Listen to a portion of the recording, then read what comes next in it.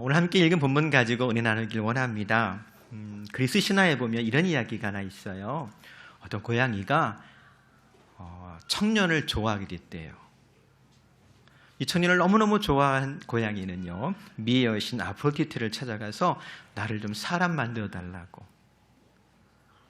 근데 그 딱한 사정을 들은 아프로디테가 그 고양이를 아주 어여쁜 아가씨로 변하게 해준 거예요.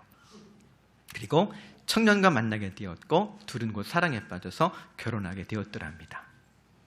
근데 이 아프로디테가요, 무슨 심술이 났는지 이 고양이에서 사람 된 아가씨를 테스트하고 싶어가지고요, 신혼 첫날 밤에 그 신혼방에다가 쥐를 한 마리 집어넣은 거예요.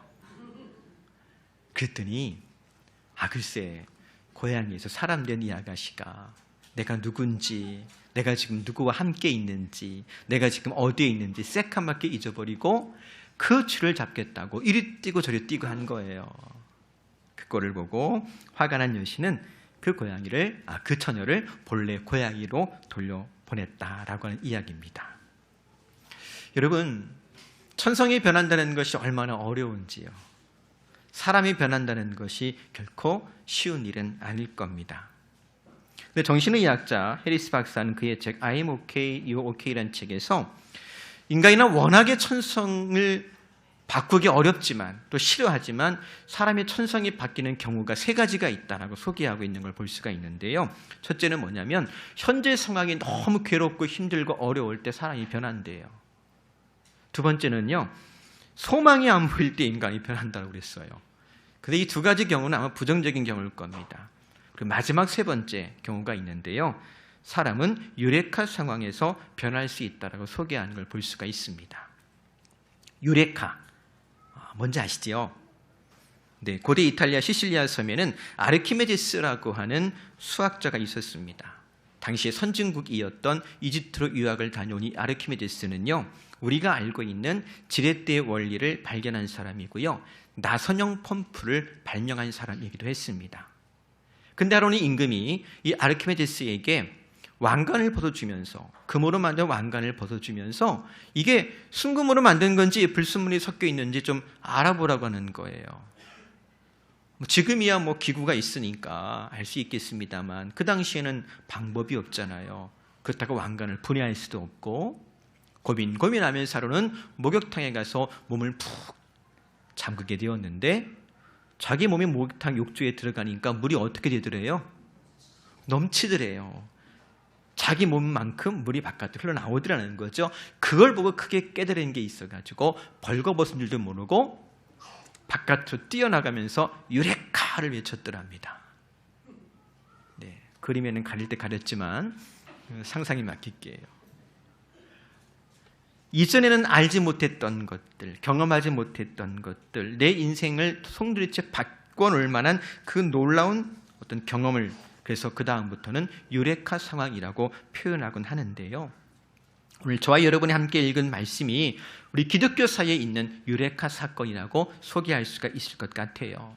제자들의 생각과 경험과 인생을 송두리째 바꿔놓은 놀라운 사건이었습니다. 그런데 이 사건이 어떻게 일어났는가? 우리가 잘 알고 있는 것처럼 예수님께서 약속하신 보혜사 성령께서 함께 기도하던 마가의 다락방에 찾아오심으로 이것은 놀라운 변화의 사건이 있었더라고 성경이 말씀해주고 있습니다.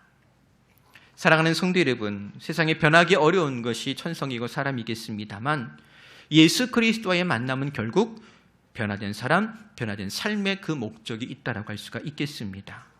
즉 주님께서는, 성령께서는 우리를 변하여 새롭게 하시려고 찾아오시는 줄로 믿습니다. 오늘도 성령으로 말미암아서 저와 여러분의 생각이, 경험이, 인생이 바뀌는 놀라운 은혜를 날마다 경험할 수 있기를 주의 이름으로 축복합니다. 그렇다면 과연 성령께서 임하실 때에 제자들에게 어떤 변화가 있었던가?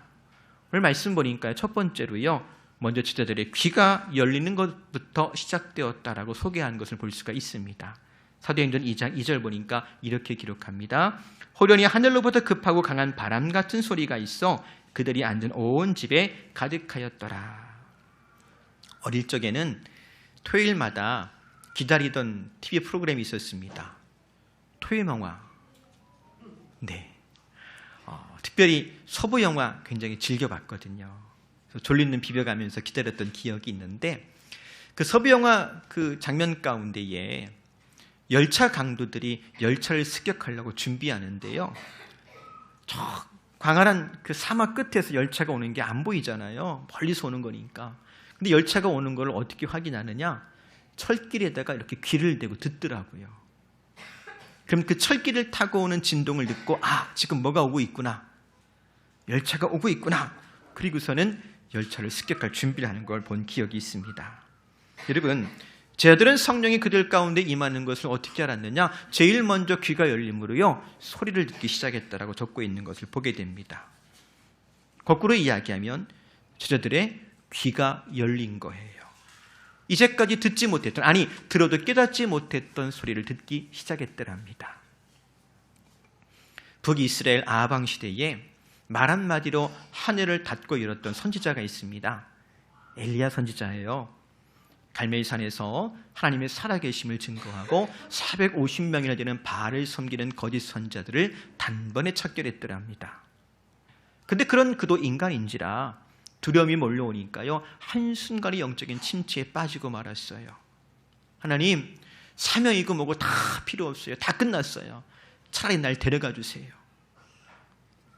근데 그런 엘리야를 하나님께서 하나님의 산 호렙산으로 부르십니다. 그리고 무엇하게 하시느냐? 하나님, 말씀을 듣게 하세요. 근데 어떤 말씀을 듣게 하시냐면 세밀한 소리 가운데 주의 음성을 듣게 하십니다. 바람이 불고 지진이 나고 불이 지나가는 그 속에서 들리지 않던 비로소 세밀한 소리 가운데 말씀하시는 주의 음성을 듣게 하시고 그 소리를 들을 때에 엘리야가 회복되어지고요, 주의 영으로 충만케 된 것을 우리가 성경을 통해서 보게 됩니다. 오늘도 마찬가지입니다. 세상에 소리가 얼마나 많은지 몰라요. 그 많은 소리 가운데서 하나님 말씀이 우리 귀에 들려줘야 할 줄로 믿습니다. 다른 말로 이야기하면 여러분, 정말 주의 말씀을 듣는 귀가 열려야 할 줄로 믿습니다. 그래야 우리가 성령의 충만한 삶을 살아갈 수가 있습니다. 오늘 이 시간도 마찬가지예요.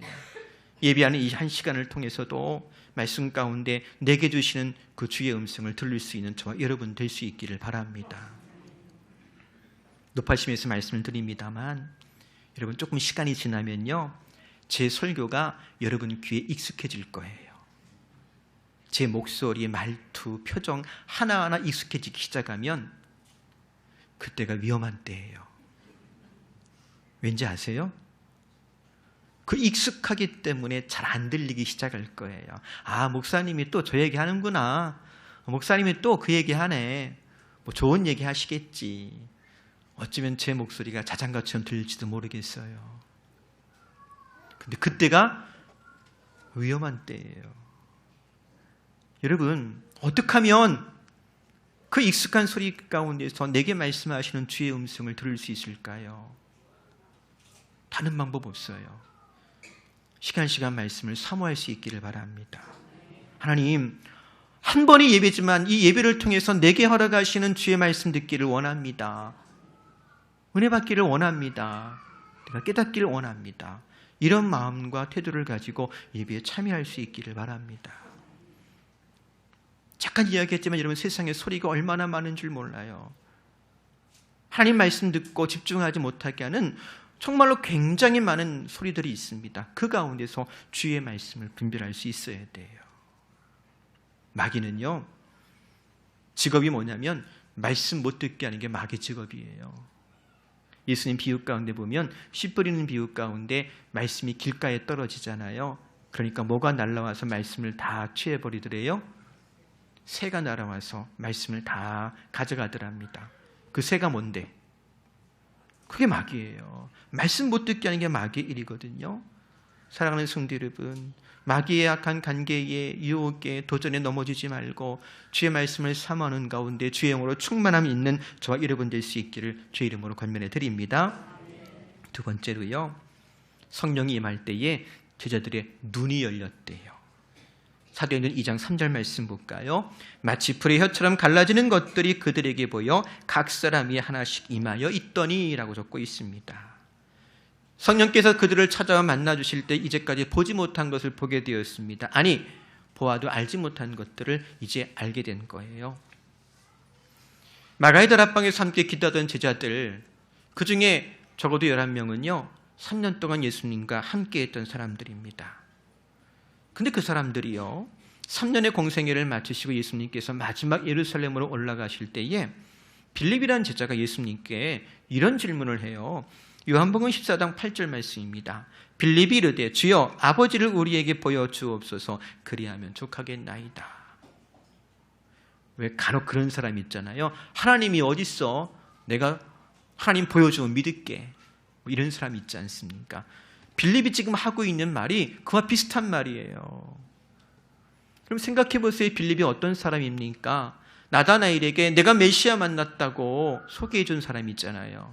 나다나엘이 못 믿으니까 와서 보라고 했던 그 사람이에요. 근데 그런 그가 3년 동안 예수님과 함께 했는데 마지막 즈음에 무슨 얘기하는 거예요? 생뚱맞게 하나님 좀 보여달라고, 그럼 믿겠노라고. 그리스도 예수 안에 있는 하나님의 영광을 보지 못한 거예요, 그때까지요. 근데 빌립만 그랬겠습니까? 나머지 제자들도 마찬가지였을 거예요. 여전히 눈이 닫혀 있습니다. 여전히 보지 못합니다. 그런데 마가의 다락방에 성령께서 찾아오실 때에 11명의 제자는 물론이거니와 함께했던 120명의 사람들의 눈이 열립니다. 이제까지 보지 못한 것 보게 돼요. 그리스도의 영께서 불같이 그들과 함께 하시는 것을 보게 되었더랍니다. 그들의 눈이 열린 겁니다. 마가렛 피시백이라는 사람이 쓴 유명한 이야기가 있어요. 여러분도 한 번쯤 들어보았을 거예요. 어떤 사람이 깊은 묵상 기도 가운데 자기의 삶을 되돌아보게 되었더랍니다. 마치 해변가에서 걸어온 것처럼 그 해변가에 발자국이 찍혀 있는 거예요. 근데 그 지난 시간 발자국이 나란히 2개가 찍혀 있더라는 거지요. 하나는 누구 거? 주님 거. 하나는 내 거. 근데요 얼마쯤 시간이 지난 걸 확인해 보니까요 어느새 발자국이 하나밖에 없더래요. 저게 웬일인가, 어느 때인가 생각해 보니까 자기 삶에 있어서 가장 힘들고 어려웠을 때, 그때는 발자국이 하나밖에 없더라는 거지요. 주님, 그때 내가 정말로 힘들고 어려웠는데 왜 그렇게 힘들고 어려웠나 이제 알았습니다. 그때 주님께서 내 곁에 안 계셨군요. 그랬더니요 주님께서 이런 감동을 주시더래요. 사랑하는 아들아, 저 발자국은 내가 힘들고 어려울 때 널 업고 걸어간 내 발자국이란다. 여러분, 성령 받지 않으면 주님께서 행하신 일을 우리가 보지 못해요. 눈이 열려야 주님께서 행하신 일을 비로소 볼 수 있더랍니다. 평범한 세상 속에서 나를 향한, 우리를 향한 그 특별한 은총을 그제야 발견하게 되는 줄로 믿습니다. 그뿐이 아니에요. 사도행전 3장에 보면 베드로와 요한이 성전에 기도하러 올라가다가 성전 미문에 앉아서 구걸하던 사람을 보게 됩니다. 이 사람은 날 때부터 걷지 못하는 사람이었고 나이가 40쯤 되었답니다. 이 사람은 하루 이틀 그 성전 미문에 앉아서 구걸한 게 아니에요. 어찌 보면 일평생 거기 앉아 있었던 거예요. 또요, 베드로와 요한도 성전에 올라가는 것이 하루 이틀이 아니었을 겁니다. 여러 번 갔을 거예요. 근데 단 한 번도 그 성전 미문에 앉아있던 사람이 보였더라, 안 보였더라? 안 보였어요. 근데 성령 받고 나니까 그제야 그 사람이 보이는 거예요. 그 불쌍한 사람이 보이는 거예요. 복음이 필요한 사람이 보이는 거예요. 예수 그리스도가 필요한 사람이 그제야 보이는 거예요. 그래서 그를 주목하여 보고 금가오는 내게 없거니와 내게 있는 건 내게 주노니 곧 나사렛 예수 그리스도 이름으로 일어나 걸으라 하면서 그 사람에게 손을 내밀어 그를 붙잡아 일으켰더랍니다. 보세요. 성령 받고 난 다음에 눈이 열려서 옆 사람이 보이기 시작하는 거예요. 이웃이 보이기 시작하는 거예요. 복음이 필요한 사람, 예수 그리스도가 필요한 사람이 그제야 보였던 것입니다. 그리고 주의 일에 동참할 수가 있었던 겁니다. 사랑하는 성도 여러분, 우리도 성령 받을 때에 눈이 열려서 주님의 행하신 일을 보게 되어지고 또 주의 일에 동참할 수 있기를 소망합니다. 마지막 세 번째로요, 성령 세례 받을 때에 저희들에게 일어난 변화를 이렇게 소개합니다. 사도행전 2장 4절인데요. 그들이 다 성령의 충만함을 받고 성령의 말하게 하심을 따라 다른 언어들로 말하기를 시작하니라. 성령이 찾아오셔서 그들과 함께 하실 때 그들의 입이 열렸어요. 이제껏 제자들은요, 문을 굳게 닫고 있었습니다. 혹이라도 남의 눈에 띄일까, 혹이라도 말이 새나갈까, 그렇게 숨어 있었더랍니다. 그런데 성령께서 그들을 찾아오시고 함께 하실 때에 그들이 닫힌 문을 열고 나가서 그리스도를 전하기 시작합니다. 너희가 죽인 예수를 하나님께서 살리셨다. 우리가 그 일의 증인이다. 예수는 그리스도다 라고 외치기 시작했더랍니다. 입이 변한 거예요. 입이 열린 거예요. 심지어 다른 나라 말로도 그리스도 예수를 전하였더랍니다. 사도행전 2장 5절 말씀 보면 이렇게 전하고 있지요. 그때 경건한 유대인들이 천하 각국으로부터 와서 예루살렘에 머물러 있더라. 때는 유월절이기 때문에 세계 각지에서 유대인들이 유월절 지키려고 예루살렘으로 몰려왔더랍니다. 터키에서, 애굽에서, 에티오피아에서, 이라크에서, 이란에서 각지에서 몰려온 사람들이 예루살렘에서 놀라운 일을 경험합니다. 한 번도 유대 땅을 떠나보지 않을 것 같은 갈릴리 어부 출신 제자들이 입을 통해 가지고 자신들의 고향말이 들리기 시작한 거예요. 예수는 그리스도라고 하는 외침을 들리기 시작한 거예요. 이렇게 성령께서 제자들의 입을 열으셔서 담대히 복음 전하게 하셨고 그들의 입술을 통해서 누구라도 복음을 듣게 하셨더랍니다. 한때 어느 교회에서 방언 못하면 성령 받지 않은 거야, 방언 못하면 구원받지 못한 거야, 이 방언을 너무 강조한 적도 있긴 합니다만 분명한 것은요, 성령은요 우리 입술을 열게 하시고요, 성령은 우리의 말을 변화시키는 분이신 줄로 믿습니다. 왜냐? 속사람이 변했다라고 하는 가장 큰 증거가 바로 말이기 때문에 그렇습니다. 우리 속에 있는 것을 바깥으로 내뱉잖아요. 말로 표현하잖아요. 이 속사람이 변했다는 가장 큰 증거가 바로 말인 거예요. 그래서 말을 들어보면 그 속사람을 가늠할 수 있어요. 신앙의 수준을 알 수 있어요. 인격을 알 수 있고 성품을 알 수가 있는 거예요.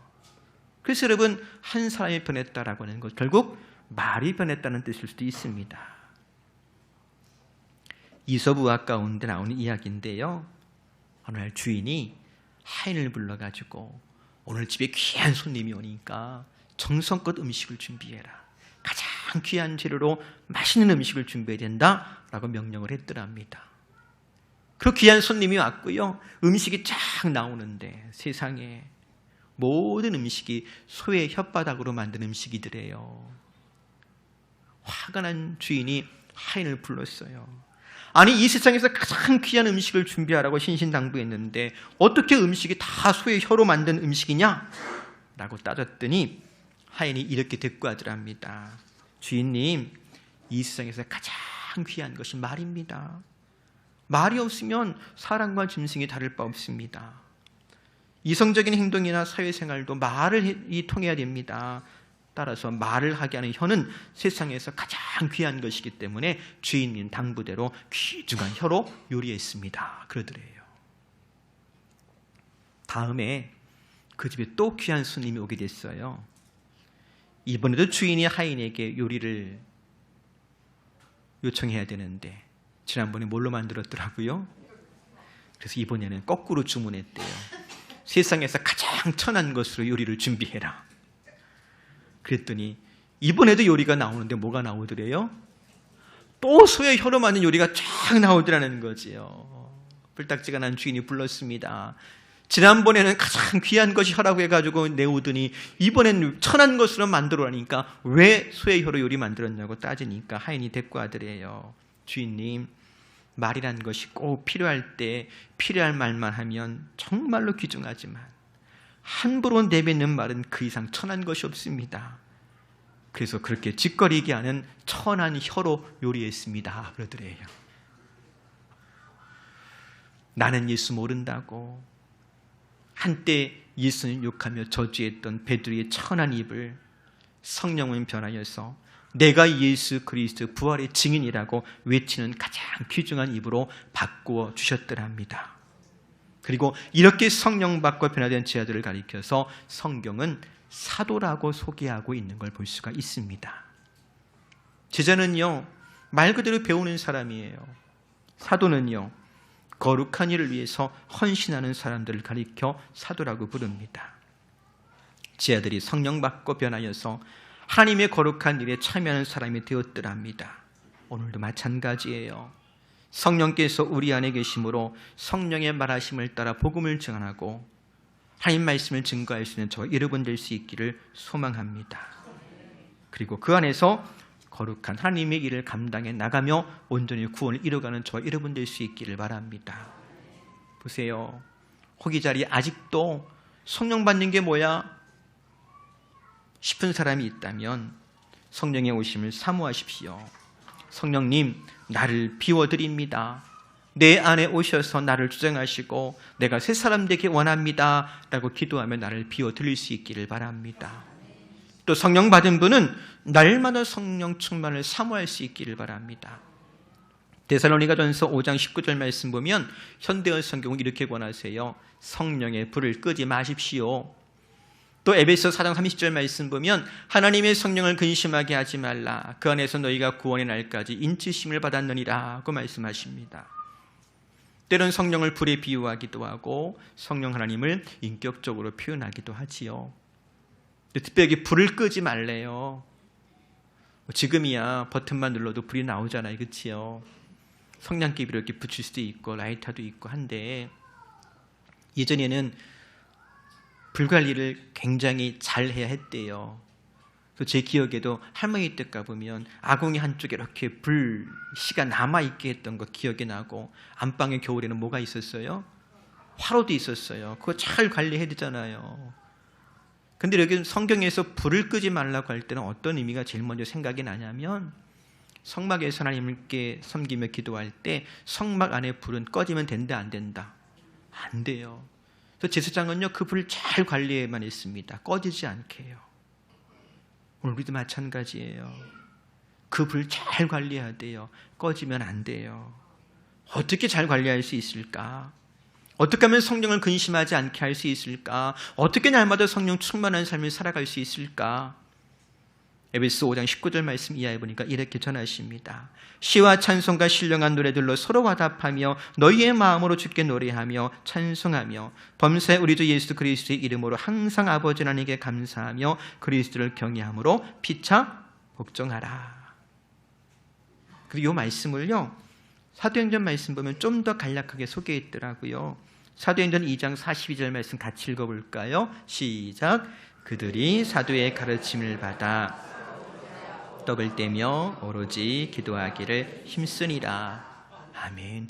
이렇게 불관리하는 거예요. 이렇게 성령의 충만함을 유지하면서 주의 일에 힘쓰는 저와 여러분 될 수 있기를 바랍니다. 이제 말씀 정리합니다. 서두에 잠깐 소개한 것처럼 사람이 잘 안 변해요. 사람이 변하면 어떻게 된대요? 죽는데. 네, 너무 앞서 나간 것 같고요. 옛날 어른들이 사람이 변하면 아유 철 들었네 그랬어요. 여러분 철 드셨습니까? 감사합니다. 저 상담 공부할 때 교수님이 그랬어요. 남자는 땅속에 들어갈 때 철 든대. 무슨 뜻인지 잘 모르겠지만 근데 여러분 평생 예수 믿고도 안 변할 것 같은 사람도 가끔 만날 때도 있는데요. 아니요. 성령은 우리를 변하여 새롭게 하십니다. 또 성령께서 한 사람 한 사람 함께 계시어서 우리로 주의 음성을 듣게 하시고 주님 하시는 일을 보게 하시고 주의 말씀을 전하는 삶을 살아가게 하시는 줄을 믿습니다. 날마다 성령 충만하여서 복 있는 삶을 살아가는 저와 여러분 되기를 주의 이름으로 축복합니다. 기도하겠습니다. 하나님 고맙습니다. 죄 많고 허물 많은 저희들 거절하지 아니하시고 찾아오시어서 우리 안에 내주 함께 하시고 변화에 새롭게 하시니 고맙습니다. 생각이 우리의 경험이 우리의 말이 변화되어져서 온전히 주의 사람으로 쓰임받기를 원합니다. 가는 곳마다 있는 곳마다 주의 손가발 되게 하여 주옵소서. 충성된 일꾼 되게 하여 주옵소서. 예수님의 이름으로 기도합니다. 아멘.